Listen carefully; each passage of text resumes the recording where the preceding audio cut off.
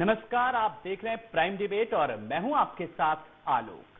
एक तरफ लोकसभा चुनाव की तारीखों का ऐलान होना ही बस बाकी है, वहीं दूसरी तरफ राजनीतिक पार्टियां ज्यादा से ज्यादा सीटें जीतने का दावा कर रही हैं। बात करें छत्तीसगढ़ के परिप्रेक्ष्य में तो छत्तीसगढ़ में कांग्रेस को करारा झटका लगा इस फेरबदल से। दरअसल ये बात समझिए क्यों कही जा रही। हाल ही में कई बड़े नेता कांग्रेस छोड़कर के भाजपा का दामन थाम चुके हैं, तो वहीं दावा है कि कांग्रेस के 15 पूर्व विधायक भी कांग्रेस छोड़ बीजेपी का दामन थाम सकते हैं। अब सवाल यह है कि लोकसभा चुनाव में कांग्रेस की नैया पार लगेगी तो कैसे लगेगी, जरा इस रिपोर्ट के जरिए समझाने की कोशिश कर रहे हैं, देखिए।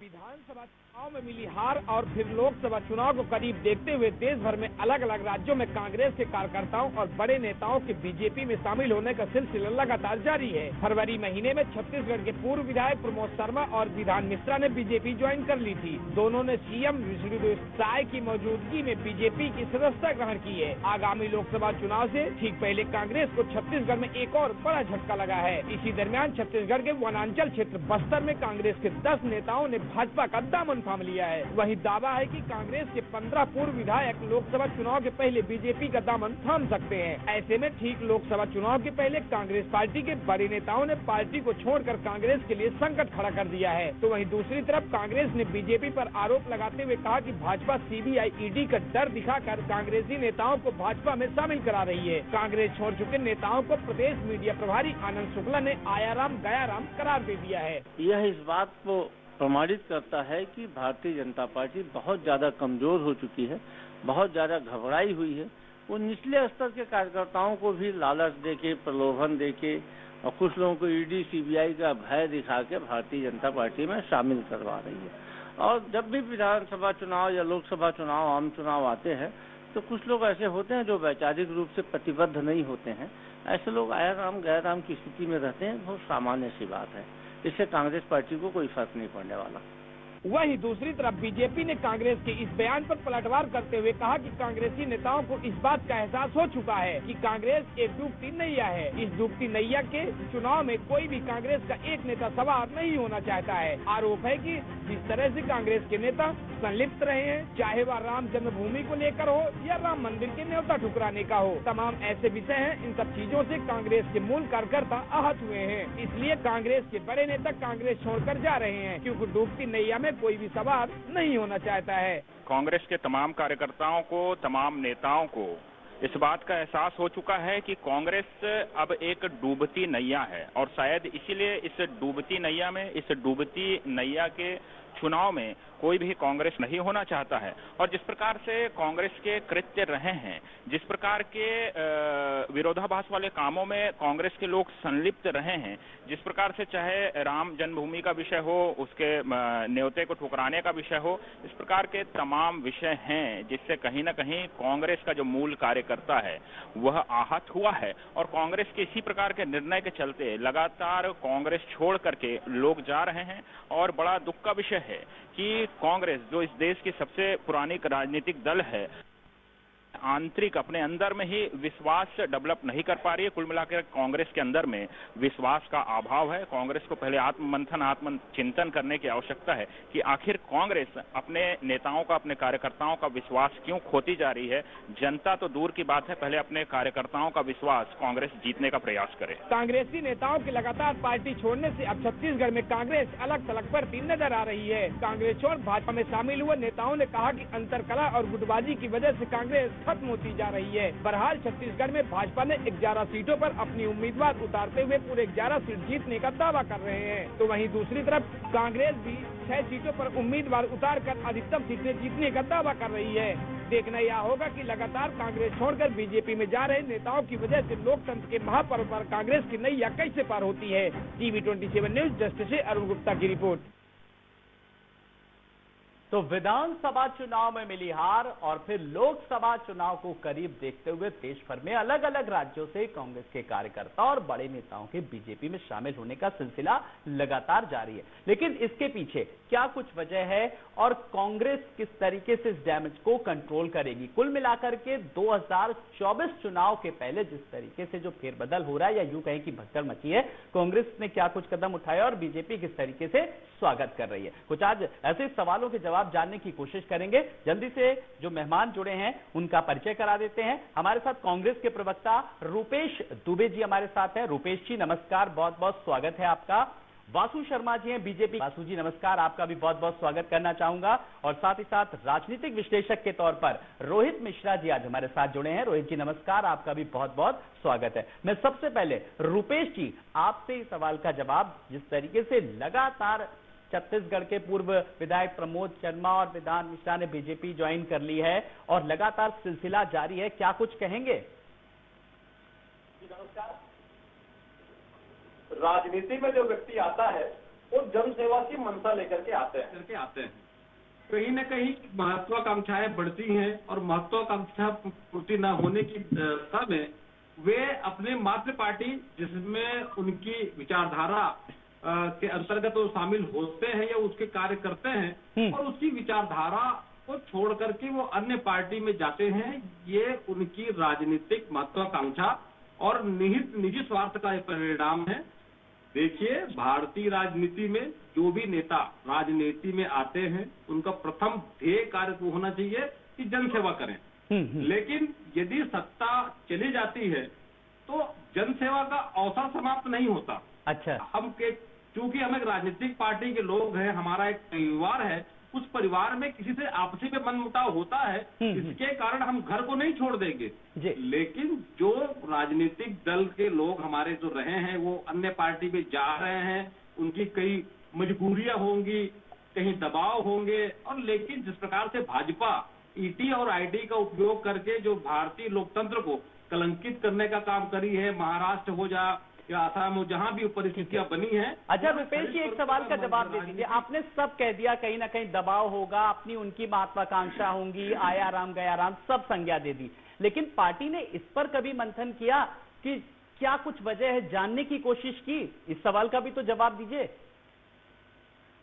निश्चित रूप से राजनीति कर रहे हैं पार्टी छत्तीसगढ़ में और भारत देश में। कांग्रेस पार्टी विचारों की पार्टी है और विचारों की पार्टी में इस प्रकार से गतिविधियां हो रही हैं तो कोई भी व्यक्ति यदि कांग्रेस पार्टी छोड़ के जा रहा है, यदि वो कांग्रेस में आया था तो कांग्रेस पार्टी की विचारधारा के साथ जुड़कर आया था। और यदि कोई व्यक्ति बोले कि विचारधारा गलत है, कांग्रेस पार्टी की विचारधारा पहले भी देश हित में थी, आज भी देश हित में है और कल भी देश हित में रहेगी। जो व्यक्तिगत हित में जो सोचते हैं वही कांग्रेस पार्टी। यानी कि जब बदल के पार्टी में गए तो व्यक्तिगत हित के लिए गए हैं क्या? वासु जी, मैं इस सवाल का जवाब जरा आपसे चाहूंगा। जो भी नाम बताए जिस तरीके से बीजेपी ज्वाइन की है, उनके क्या निजी स्वार्थ है, क्या उनकी अपनी महत्वाकांक्षा है, या वहां भी वो जनसेवा करेंगे और यहां भी जनसेवा करेंगे? वहां पे ठीक से कर नहीं पा रहे थे, उन्हें मौका नहीं मिल रहा था। देखिए आलोक जी, ये भी कांग्रेस का डूबती नहीं है। पूरे देश में आप आलोक जी देख लेंगे कांग्रेस का हाल। इनके बड़े नेता है राहुल गांधी जी, वो मणिपुर से यात्रा चालू किए, जब पश्चिम बंगाल पहुंचे तो टीएमसी ने किनारा कर लिया, बोल दिया कि हम कांग्रेस को सीट नहीं देंगे। तो वहां से यात्रा बिहार पहुंची तो बिहार में नीतीश कुमार ने किनारा कर लिया। वहां से यात्रा यूपी पहुंची, उत्तर प्रदेश पहुंची तो चौधरी चरण सिंह की पार्टी ने किनारा कर लिया। वहां से रायपुर पहुंची थी, छत्तीसगढ़ पहुंची थी। तो आप बता रहे हैं 15 पूर्व विधायक, इनसे पहले जो बड़े नेता थे, पूर्व मंत्री भी इसमें है विधान मिश्रा जी, वो भी बीजेपी ज्वाइन कर चुके हैं। 15 विधायक मीडिया रिपोर्ट्स में चल रहे हैं, वो भारतीय जनता पार्टी के संपर्क में हैं। वहां से महाराष्ट्र पहुंचने वाली है। उससे पहले अशोक चौहान जी, बाबा सिद्दीकी जो रायपुर लोकसभा के प्रभारी बने हुए थे, उन्होंने पार्टी छोड़ दी। तो पूरे देश में कांग्रेस का हाल ऐसा है क्योंकि कांग्रेस के पास ना नेता है ना नियत है देश में काम करने की। पिछले कांग्रेस के सरकार के आप देख लेंगे 10 साल, तो उन्होंने 10 साल में क्या दिया इस देश को? इस देश को केवल भ्रष्टाचार दिया। 2G 4G अनेकों प्रकार के भ्रष्टाचार इस देश में हुए। लेकिन प्रधानमंत्री मोदी ने इस 10 साल में देश को 11वीं नंबर की अर्थव्यवस्था से 5वें नंबर पे लाने का काम किया। वर्ल्ड का ग्रोथ रेट 2.6% है, लेकिन इंडिया का ग्रोथ रेट 6.7% है। पूरी दुनिया इंडिया की तरफ ब्लैक स्पॉट मान रही है, जो देश में निवेश करने के लिए लोग लगे हुए हैं। इंडिया। दूसरी बात, प्रधानमंत्री मोदी ने हमारी जो भारतीय जनता पार्टी के जन घोषणा पत्र में शुरू से रहा है, धारा 370 हटाने का काम किसी ने किया है तो प्रधानमंत्री मोदी जी और अमित शाह जी ने भारतीय जनता पार्टी ठीक है, कि आपके पास तमाम सारे मुद्दे हैं जनता के बीच जाने के लिए। मैं राजनीतिक विश्लेषक रोहित मिश्रा जी आपके पास आ रहा हूं। मैं अगर कांग्रेस की बात करूं, बीजेपी की बात करूं, लगातार जो फिर के हम बात कर रहे हैं, एक साथ इतने सारे लोगों का जाना के, अगर 2 सीटों को लेकर के बात करें, उस इलाके की जो कांग्रेस की सीटें वहां के लोग जा रहे हैं, ये अपने आप में कहीं ना कहीं बड़ी बात है सर। देखिए क्या है कि लोग कोई भी दल, जैसे कांग्रेस है, कांग्रेस इतना पुराना राजनीतिक दल की स्थिति में कांग्रेस की जो परिस्थितियां कांग्रेस ने निर्मित किया है, तो कांग्रेस ने स्वयं ही किया है, ये अपने कृत्यों से इस तरीके से हुआ है सब। और एक सेकंड,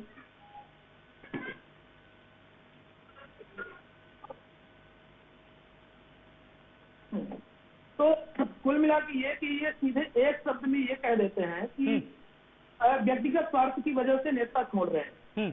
आप जरा ये बताइए, आप ये कह देते हैं कि सीबीआई या ईडी के डर की वजह से कांग्रेस के नेता बीजेपी में जा रहे हैं। ये बताइए कि किसी साधु के यहाँ, किसी महात्मा के यहाँ ये सीबीआई का छापा क्यों नहीं पड़ता? ईडी का जो छापा पड़ता है वो किसी एक सज्जन व्यक्ति के यहाँ क्यों नहीं पड़ता? आप ही के यहाँ क्यों पड़ रहा है? मतलब कुछ तो आप में कमियां रही हो। और जो ये राहुल गांधी जी का सिस्टम है, राहुल गांधी जी जहाँ से गुजर रहे हैं, तो राहुल गांधी जी के साथ एक पूरे देश भर की सीनियर लीडरशिप नाराज है। राहुल गांधी जी की जो सिस्टम है, वो उन्होंने पहले कहा कि मैं यंग सिस्टम को रिप्रेजेंट करूंगा पूरे देश भर में, पर पूरे देश भर में जो यंग जनरेशन की लीडरशिप थी, चाहे वो ज्योतिरादित्य सिंधिया हो, चाहे सचिन पायलट जी के हालात देख लीजिए, वो पूरे देश भर में एक तरीके से परेशान हुए। तो जो आज की जो कांग्रेस की लीडरशिप है, वो भगदड़ में इसलिए है क्योंकि भारतीय जनता यानी कि जो नेतृत्व क्षमता है वो कहीं ना कहीं उस पर फोकस करना है। मैं रुपेश जी, देखिए अब मेरा कोई सवाल नहीं है एंकर का, ये राजनीतिक विश्लेषक रोहित पर का, इस सवाल का जवाब मैं आपसे चाहूंगा। देखिए, रोहित मिश्रा जी वरिष्ठ पत्रकार है, राजनीतिक विश्लेषक हैं, उनके बातों का जवाब देना कहीं किसी परिस्थिति में उचित प्रतीत नहीं होता। उनकी एक विचारधारा है, उनकी एक सोच है, और जिस प्रकार से विश्लेषण करते हैं, वो उनका व्यक्तिगत सोच है। लेकिन देखिए, अभी भारतीय जनता पार्टी के हमारे वासु शर्मा जी हो या उमेश मोटघरे जी हो, उनके द्वारा ये कहा जा रहा है कि कांग्रेस डूबती नैया है। तो एक कहावत प्रचलित है, यदि डूबती नैया से चूहे पहले भागते हैं, तो क्या भारतीय जनता पार्टी चूहों को लेकर के राजनीति करना चाहती है? देखिए, कांग्रेस की विचारधारा और राजनीति में, भारतीय लोकतंत्र में जीत और हार एक सिक्के के 2 पहलू हैं। यदि हार गए हैं तो इसका मतलब ये नहीं है कि राजनीति समाप्त हो गई है। हम जनता के बीच में जनभावना के साथ सेवा करते रहेंगे। और राहुल गांधी जी ने पहले ही कहा था कि प्रधानमंत्री नहीं बनना करके वो देश की सेवा करना चाहते हैं। वो हमारे रुपेश जी, आपने राजनीतिक विश्लेषक पे सवाल उठा दिया, उनकी सोच पर सवाल उठा दिया। आपने कहा कि ये उनका व्यक्तिगत सोच हो सकती है। सवाल ये है, सुनिए मेरा सवाल सुनिए। सवाल ये कि जो आपके यहाँ से पलायन करके गए हैं बीजेपी, जिन्होंने ज्वाइन की है, आपने उनके ऊपर भी सवाल उठा दिया। आपने कहा ये उनकी निजी महत्वाकांक्षा हो सकती है। आपने सेल्फ एनालिसिस की बात एक बार भी नहीं की, आपने सवाल सब पे उठा दिए। नहीं, वो सवाल नहीं। देखिए, रोहित शर्मा जी का मैं बहुत सम्मान करता हूँ, उनकी जो राजनीतिक दृष्टिकोण है। हाँ, एक सेकंड कहूंगा, जिस दल को आप रिप्रेजेंट कर रहे हैं ना टीवी चैनल पर, वो कांग्रेस पार्टी पूरे देश की सबसे पुरानी पार्टी है। और कांग्रेस पार्टी वो पार्टी है जिसने अंग्रेजों से लोहा लिया, अंग्रेजों से लड़ा। ऐसा कांग्रेस के लोग जी बिल्कुल अपनी विचारधारा हो सकती है, अपनी बात रख रहे हैं सब लोग। मैं सबको बराबर मौका दूं। हाँ जी, अपनी बात पूरी करिए रुपेश जी। जब देश में मैं जब देश में ये सोच रहा हूँ कि जब देश में इतनी पुरानी पार्टी अंग्रेजों से लोहा ली, तो उसको संघर्ष करना चाहिए सड़कों पर। जी, ये देश जानना चाहता है कि विपक्ष में एक मजबूत विपक्ष हो। लोकतंत्र के लिए बड़ा सुखद महसूस होता है जब विपक्ष स्ट्रांग होता है। तो ये लगता है कि सत्ता की चाबी गला पे नहीं है। ऐसा विपक्ष को सोचना चाहिए और विपक्ष को मजबूती से चलिए, लड़ना लेकिन चाहिए। विपक्ष क्या सोच रहा है मैं इस पर आऊंगा, लेकिन एक बार बासु जी, कुल मिलाकर के घूम फिर के अब सवाल ये आ रहा है कि आप लोग भाई सीबीआई और ईडी का डर दिखा रहे हैं, जिसके चलते सारी चीजें आ रही है। इस सवाल का जवाब अब आप ही दीजिए। उनके पास इसके अलावा आपने कई बार रुपेश जी से पूछा कि आप लोग कोई एनालिसिस कर रहे हैं कि आपके कार्यकर्ता क्यों छोड़ के दूसरी पार्टियों में जा रहे हैं, तो इनके पास उसका जवाब नहीं है। क्या प्रमोद मिश्रा के ऊपर कोई ईडी का केस था? क्या विधान मिश्रा के ऊपर कोई ईडी का केस था? क्या इनसे पूछिएगा। रुपेश जी की आवाज मेरे को नहीं मिल पा रही है, इनसे पूछिएगा आलोक जी। देखिए, नहीं अभी आज इसी डिबेट पे पूछूंगा मैं ये, आप पहले अपनी बात रख लीजिए वासु जी, फिर मैं पूछूंगा रुपेश जी से। हाँ जी, अपनी बात पूरी करिए। आलोक, तो मैं यही कह रहा हूँ, ये केवल इसी से बच सकते हैं। ईडी उसी के यहाँ छापा मारती है जो भ्रष्टाचार किया है। आप देखे होंगे छत्तीसगढ़ में जब इनकी सरकार गई, हमने विपक्ष में रहते हुए भी जो आरोप लगाए थे कहीं ना कहीं वो सिद्ध हो रहे हैं और ईडी की कार्रवाई बिल्कुल सही दिशा में आगे बढ़ रही है। आप कोल परिवहन में देखिए, आज तक कल मुख्यमंत्री की पूर्व की सचिव जेल के अंदर है, कलेक्टर अंदर है, बड़े बड़े अधिकारी अंदर है। अब तो इनके विधायक देवेंद्र यादव के ऊपर भी आरोप लग गए हैं, हाई कोर्ट ने इनका बेल रिजेक्ट कर दिया है। तो यहाँ तक आरोप आपके नेताओं पर लग रहे हैं और ईडी क्या कार्रवाई ना करे। छत्तीसगढ़ की जनता का पैसा को लूटने का काम आप कांग्रेस पार्टी ने 5 साल तक किया, तो क्यों ईडी कार्रवाई ना करे? ईडी अगर कार्रवाई करती है, एक बहुत अहम सवाल का जवाब मैं चाहूंगा रुपेश जी इस सवाल का जवाब दे। जैसा कि वासु जी ने भी कहा, जो भी लोग गए हैं, चाहे वो प्रमोद शर्मा की बात करें, आलोक पांडे की बात करें, और आपने साफ तौर पर, मैंने आपसे पूछा तो आपने कहा कि ईडी और सीबीआई का डर बनाती है, जिसके चलते कहीं ना कहीं लोग अब जा रहे हैं। ठीक है, मान लिया, आपने भी सही कहा, आपने भी कहा, लेकिन बड़ी बात यह है, क्या जैसा कि वासु जी ने भी सवाल उठाया, क्या इन पर कुछ मामले दर्ज थे? और अगर दर्ज था तो फिर आप लोगों ने पहले ये चीज क्यों नहीं उठाई? आपको भी उठाना चाहिए था। दो तरह की बातें होती हैं, जैसे कि दबाव में कई कतिपय नेता भाजपा प्रवेश किए हैं और उनके बाद माने राष्ट्रीय परिप्रेक्ष्य में भाजपा के द्वारा कांग्रेस के नेताओं पर या अन्य विपक्षी दल के नेताओं पर आरोप लगाए, ईडी की जांच कराई, सीबीआई जांच कराई, और उसके बाद जब भाजपा प्रवेश कर लेते हैं तो उनके ऊपर जो जांच की कार्रवाई रहती है वो अप्रत्याशित ढंग से समाप्त कर दी जाती है और कोई कार्रवाई नहीं की जाती है। और उसी परिप्रेक्ष्य में छत्तीसगढ़ के बारे में बताना चाहेंगे। देखिए, यहाँ ईडी आईटी की कार्रवाई भले जो भाजपा में शामिल हो रहे हैं उन पे नहीं हो रही होगी, लेकिन वो अपने किसी राजनीतिक महत्वाकांक्षा के कारण गए होंगे। निश्चित रूप से प्रत्येक व्यक्ति की महत्वाकांक्षा होती है। कांग्रेस पार्टी, जो कांग्रेस के नेता जा रहे हैं, जो कांग्रेस के कार्यकर्ता जा रहे हैं, उन पर भी अपने संगठनात्मक गतिविधियों में, संगठनात्मक बैठकों में एनालिसिस करती है और उसके बाद उसमें सकारात्मक कदम उठाती है। जी, अच्छा वासु जी, फिर आप ये बता दीजिए, मुझसे अक्सर ये पूछा जाता है, जब मैं पूछता हूं जब ईडी सीबीआई की, तो ये पूछा जाता है सवाल कि भाई वो तो निष्पक्ष रूप से जांच कर रही है, लेकिन इस सवाल का जवाब से मुझे 2-4 होना पड़ता है डिबेट में। आज मैं चाहूंगा इस सवाल का जवाब दे दें। ऐसी कौन सी वॉशिंग मशीन है जिसमें आकर के सब धुल जाते हैं? जरा इस सवाल का जवाब आज आप ही दे दीजिए। जी देखिए आलोक जी, कोई भी ये कांग्रेस का बेबुनियाद दावा है। अच्छा, अगर कोई बता दे कि भाजपा में कोई अगर ऐसा नेता शामिल हुआ है जिसका केस हटा लिया गया होगा तो मैं मान जाऊंगा। आप पूछिए रुपेश जी से, एक भी नेता ऐसा बता दे जिसका ईडी ने केस वापस लिया है। इधर बेबुनियाद आरोप लगाना, किसी का भी केस वापस नहीं गया। अगर बातचीत देखिए, हमारी पार्टी ज्वाइन कर रहा है तो अभी वो हमारी पार्टी के विचारधारा से अगर मानता है तो ही हम उसे देते हैं, ना कि उसका। जी चलिए, जी ठीक है, चलिए आपने अपनी बात रखी। जल्दी से रोहित मिश्रा जी, आज की डिबेट का एक फाइनल कमेंट। कुल मिलाकर के क्या अपनी निजी महत्वाकांक्षाएं हैं इन राजनेताओं की, या फिर वाकई में जनहित को लेकर के जा रहे हैं एक जनसेवक के तौर पे? देखिए, इस बात से इनकार नहीं किया जा सकता कि कुछ लोगों की निजी महत्वाकांक्षा होगी, लेकिन जो ओरिजिनल तौर पर राजनीति करते हैं, जो सत्य में राजनीति करते हैं, तो कांग्रेस जो आज की परिस्थिति निर्मित हुई है, वहाँ कोई नेता देखने वाला नहीं है आम कार्यकर्ताओं को कि वो किस तरीके से परेशान है, किस तरीके से काम कर रहा है। और जब पूरे देश भर में आम कार्यकर्ता परेशान होगा, हताश होगा और उसको कोई शीर्ष नेतृत्व नहीं दिखेगा उसको बचाने वाले, फर्जी एफआईआर होगी लोगों पर, और वो विपक्ष चौकीदारी नहीं कर पाएगा अपने ही कार्यकर्ताओं को, तो इस तरीके से दिक्कत होगी। जी। और जो भारतीय चलिए जनता घूम फिर के पार्टी बात है, शीर्ष भारतीय नेतृत्व जनता की आ पार्टी गई जी, जिस तरीके से आपने कहा वाकई में कहीं ना कहीं कांग्रेस को इस पर मंथन करने की जरूरत है। आप सब मेहमानों का बहुत बहुत शुक्रिया। रुपेश जी आपका भी, वासु जी आपका भी, रोहित मिश्रा जी आपका भी बहुत बहुत शुक्रिया। तो लोकसभा चुनाव को लेकर के बात करें तो लगातार फेरबदल जारी है, भगदड़ मची हुई है, लेकिन कांग्रेस को कहीं ना कहीं इस पर मंथन करने की जरूरत है। नमस्कार।